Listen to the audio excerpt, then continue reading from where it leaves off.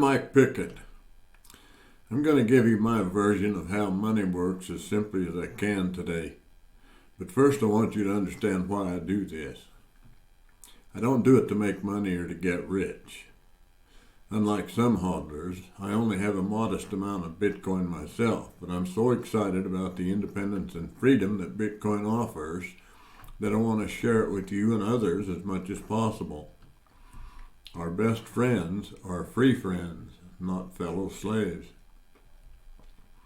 I once was the president of a finance company, so I have experience enough to know this stuff. Now I'm old and I don't expect that this information will be as useful for me as it will be for you in the future. But for the benefit of us all, I spend a good share of my time and some of my money to spread these words as much as I can in this noisy world. If it helps you, please pass it on to others for their benefit. By all means, stay with me to the end of this explanation. I promise you greater comfort through greater knowledge. Knowledge dispels fear, and that is my goal today. So here we go. It's easier to understand how money comes into existence when it is realized that money is not a substance. It is better described as a promissory note. A dollar is a Federal Reserve note created by the full faith and credit of the government. It can be viewed as a loan to you from the government that is to be repaid to the government by public taxation. You don't own anything by owning cash other than a tradable note representing an obligation to pay taxes. Holding a dollar in savings disturbs the government and the economy. Spending it increases money flow and tax income to the government. Money exists only on the full faith and credit of a borrower. For instance, when a local bank loans a borrower the money to buy a house or a car, it doesn't take the money from somewhere and put it into a borrower's account. It simply makes an entry in its balance sheet as an account receivable asset and on the account of the borrower based on his ability to return the amounts necessary to liquidate the balance as promised. The repayment of the note erases the principal balance, while the bank gets its profit by keeping the interest attached to it as a condition of the loan. That's how money is created out of nothing and how it is magnified. By viewing money for what it is, the bank can determine the risk of a loan based on the credit rating of the borrower and his ability to repay the loan. The chances are high that a loan will be fully repaid when it is secured by the right to take possession of assets of the borrower if he cannot make the payments. The bank can then repeat the process for other borrowers, as many as 9 times their reserves, because the chances of default on the loans are low enough to keep the flow of the money ahead of the cash flow necessary for the bank to make a profit and to meet its obligations to depositors and to the Federal Reserve.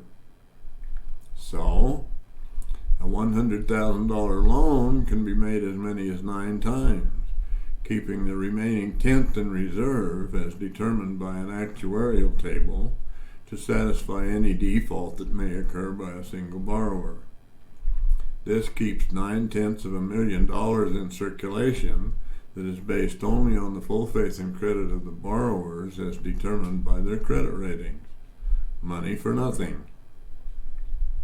The same works for central banks that lend money to countries to finance wars and to keep their economies in balance as much as possible. The balance of a country's economy is created and sustained in the same way as local banks by the creation of loans. Taxation doesn't fully support the interest on the loans anymore, so they have to borrow more money to pay the interest on the money they have borrowed, thereby contributing to the inevitable death spiral of their Ponzi scheme. The term printing money is misleading. Fiat money is not printed. It is simply placed into circulation by a lending process and a book entry, as I have previously described. The more dollars that are borrowed from the central bank by a country, and the more dollars the Fed creates, the less valuable dollars become. The less valuable the dollars become, the more expensive commodities become, because it takes more money to produce and deliver them to customers. It's called inflation. Prices are increased by the simple principle of supply and demand. The more plentiful the money, the higher the prices of commodities. When money is scarce, commodities are sold at a discount and prices drop. When the money supply is increased and inflation happens, the Fed pivots and tries to balance the economy by increasing interest rates and by liquidating the bonds they've purchased, thereby reducing the money supply. That makes money less available for people to borrow the money needed to support a house purchase, a car loan, etc., or to maintain a small business. Local merchants, lacking customers, lay off their employees and close their doors as their customers' budgets tighten. Good workers get more expensive and harder to find. Taxes increase for businesses because of the increase of the amount of cash needed to sustain employees' wages without the benefits. The money is vacuumed upward, out of their hands and out of the hands of their employees, into the hands of the government and the central banks to sustain a myriad of unprofitable programs, wars being the most expensive. I could go on and on about that, but I'm not a pessimist, and I want to leave you today on a high note. What can be done to solve this economic turmoil? The simple answer is to take the money out of circulation and the day-to-day movement of money out of the hands of the central banks and the government.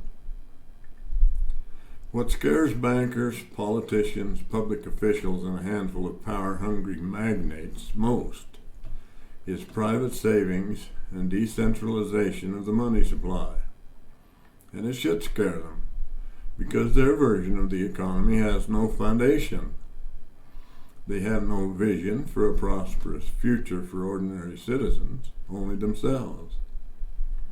Warren Buffett called Bitcoin rat poison for that reason. Buffett is right. Bitcoin is the poison. They are the rats. As the revolution continues to strengthen, I predict that merchants will open their doors to trade their wares for Bitcoin within 4 years as the Ponzi banking system continues to lose the trust of its base and its depositors. Money exists only on trust of the institutions that regulate it. That trust has been largely lost in the information age and cyberspace.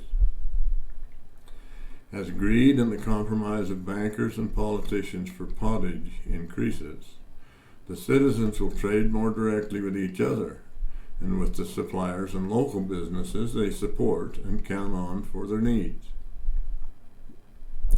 Unlike hollow promises created out of nothing by imagination, Bitcoin is created and sustained by the energy it takes to create it and to validate the transactions that are recorded on the blockchain.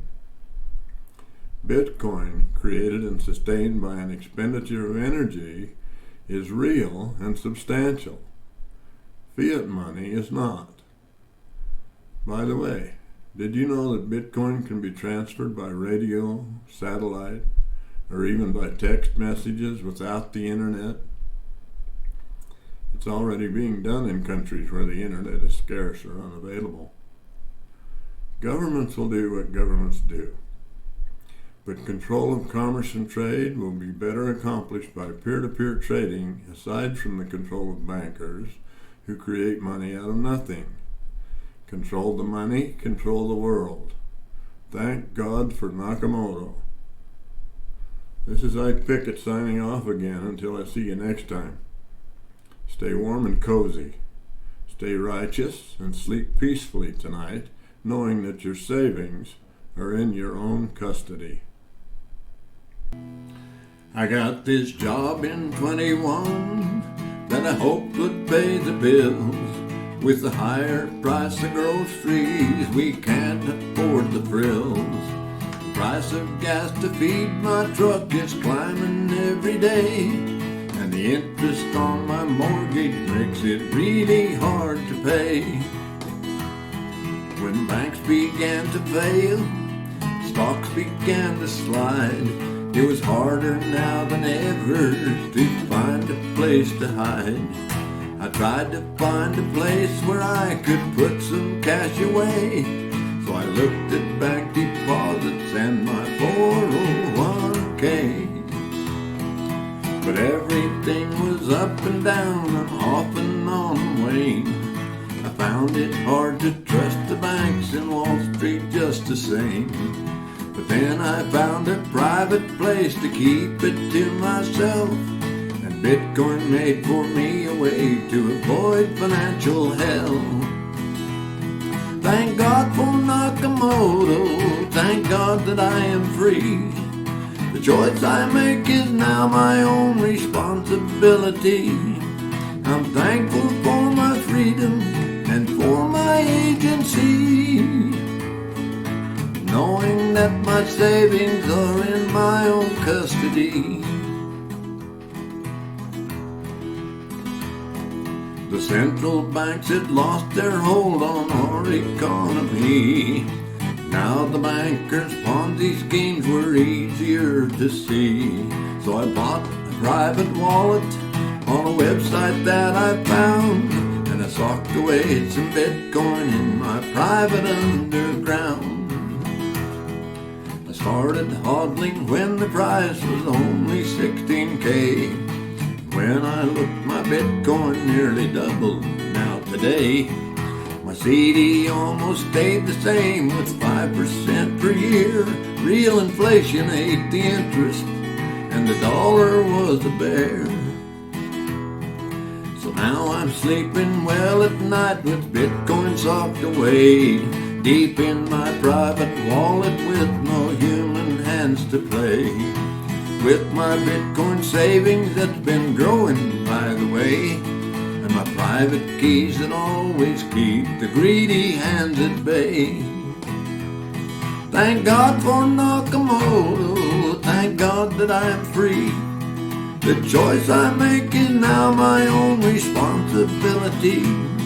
I'm thankful for my freedom and for my agency, knowing that my savings are in my own custody. I'm thankful for my freedom and for my agency, knowing that my Bitcoin and my savings are in my own custody.